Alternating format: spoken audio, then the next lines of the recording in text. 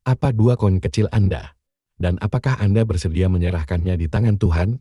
Ini adalah pertanyaan refleksi kita untuk hari ini. Holy Spirit, make my heart open to the Word of God. Make my heart open to goodness. Make my heart open to the beauty of God every day. Amen.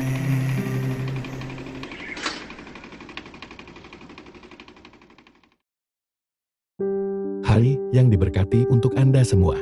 Dan selamat datang kembali.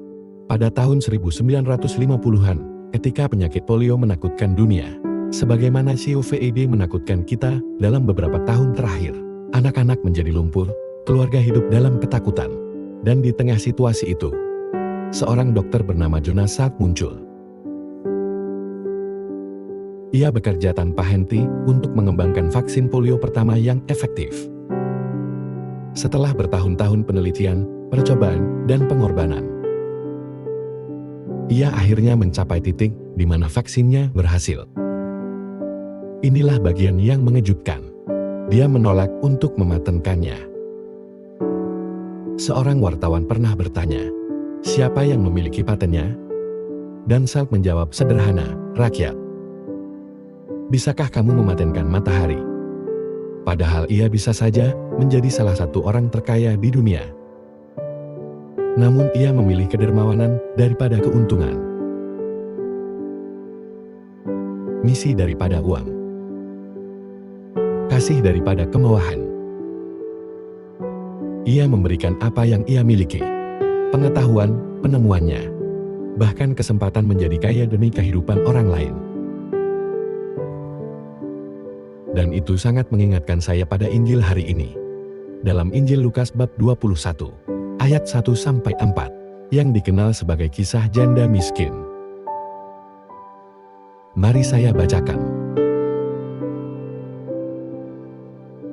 Ketika Yesus melihat ke atas, ia melihat orang-orang kaya memasukkan persembahan mereka ke dalam peti persembahan. Ia juga melihat seorang janda miskin memasukkan 2 keping uang kecil. Ia bersabda, "Aku berkata kepadamu, janda miskin ini memberi lebih banyak daripada semua yang lain. Sebab mereka semua memberi dari kelimpahannya. Tetapi ia, dalam kemiskinannya, memberikan seluruh nafkahnya." Saudara-saudaraku yang terkasih, dalam kisah ini Yesus melihat seorang janda miskin memberikan 2 keping uang kecil di bait Allah. Dalam pandangan manusia itu tidak banyak, tetapi itu seluruh yang ia miliki. Yesus berkata bahwa ia memberi lebih banyak daripada siapapun, karena ia tidak memberi dari kelebihan, tetapi dari hatinya. Bukan sisa, bukan jumlah yang nyaman, tetapi seluruh hidupnya.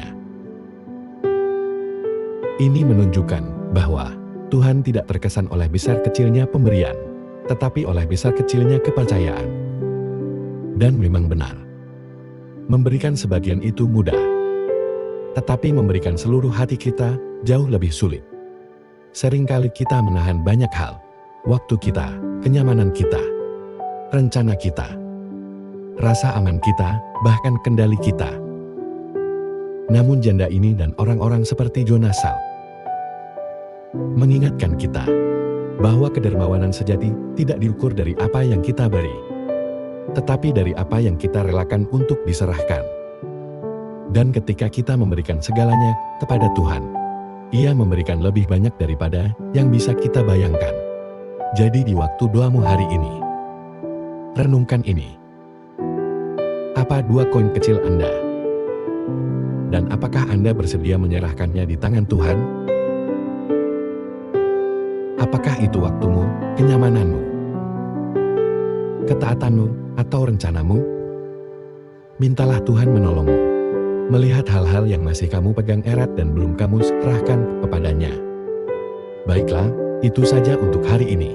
Saudara-saudari terkasih, terima kasih sudah kembali bergabung.